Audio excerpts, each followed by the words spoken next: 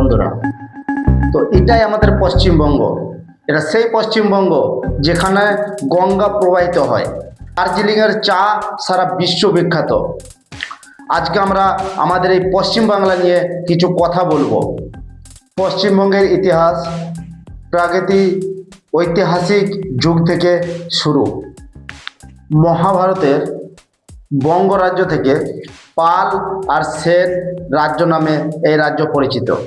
এই রাজ্য হিন্দু মুসলিম বৌদ্ধ সংস্কৃতির এক প্রতীক ছিল। 1757 সালে ইস্ট ইন্ডিয়া কোম্পানি আমাদের এই বাংলার মাটিতে পা রাখেন, আর কলকাতা হয়ে যায় ব্রিটিশ ভারতের রাজধানী। 1947 সালে দেশ ভাগের পর পশ্চিমবঙ্গ আলাদা হয়ে যায়, কিন্তু তার সাংস্কৃতিক ঐতিহ্য অটুট। রবীন্দ্রনাথ ঠাকুর, স্বামী বিবেকানন্দ, ঈশ্বরচন্দ্র বিদ্যাসাগরের মতো কিছু মহান মানুষ আমাদের এই মাটিকে ধন্য করে তুলেছে।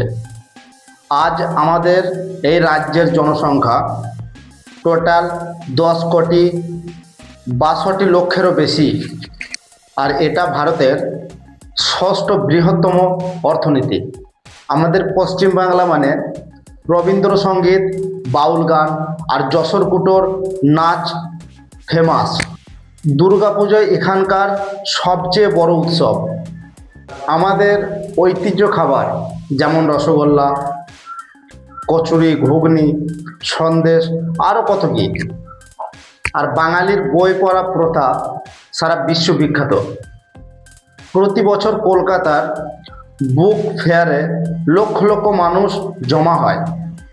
আমাদের এই প্রথা, এই যে বই পড়ার প্রথা, এটা কিন্তু আমাদের অহংকারের কারণ। আমরা একরকম এটা আমাদের গর্ব বলতে পারি যে বাঙালিকে মানুষ সর্বক্ষণে নিন্দা করে, উল্টো সিধা কথা বলে, বাঙালিকে নিয়ে অনেক রকম মন্তব্য করে, বাঙালি এই বাঙালি তাই। কিন্তু তাদের হয়তো জানা নেই যে আমাদের এই বাঙালি না থাকলে এই ভারতবর্ষ কোনোদিন আজাদ হতো না, স্বাধীন হতো না। এই স্বাধীনের পিছনে বাঙালির 90% যোগদান রয়েছে। তা না হলে আজকে হয়তো আমরা আমাদের এই স্বাধীন ভারতবর্ষ পেতাম না। সুন্দরবনের রয়্যাল বেঙ্গল টাইগার থেকে শুরু করে দার্জিলিংয়ের তিস্তা পাহাড়, এই দুটো জিনিস কিন্তু প্রকৃতির একটা নেশা। ভিক্টোরিয়া মেমোরিয়াল এবং হাওড়া ব্রিজ কলকাতার একটা আইকন।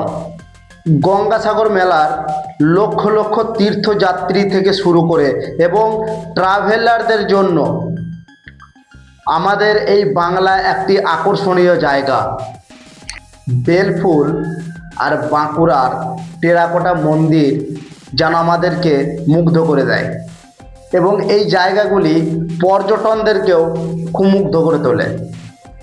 আজ আমাদের পশ্চিমবঙ্গ কিন্তু চ্যালেঞ্জের মুখোমুখি। বন্যা, বেকারত্ব।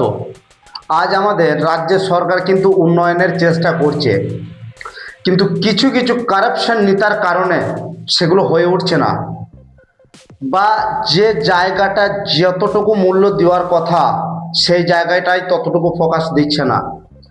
কারণ জনগণের বিভ্রান্তিতে ফেলে দিচ্ছে জনগণকে।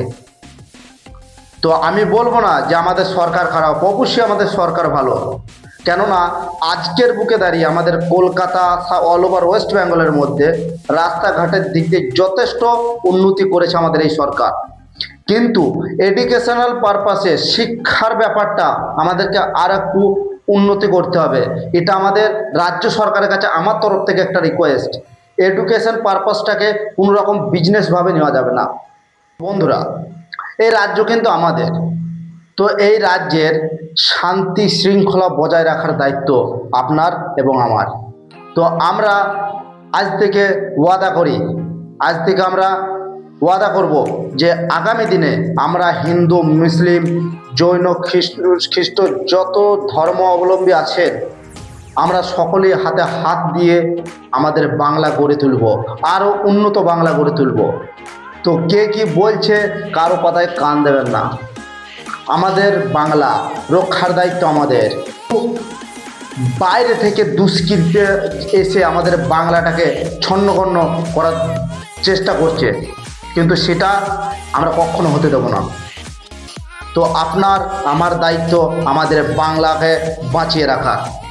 তো বন্ধুরা, আমার এই ভিডিওতে আপনাদের যদি কিছুটা ভালো লেগে থাকে এবং আমার এই স্টোরিটা যদি ভালো লেগে থাকে, আমার এই ইনফরমেশন যদি আপনাদের ভালো লেগে থাকে, তো অবশ্যই একটা লাইক করবেন, একটা কমেন্ট করবেন এবং আমার চ্যানেলটি অবশ্যই সাবস্ক্রাইব করে যাবেন, যাতে আগামী দিনে এই রকম আমাদের আরও মোটিভেট ভিডিও আমি আপনাদের সামনে তুলে ধরতে পারি।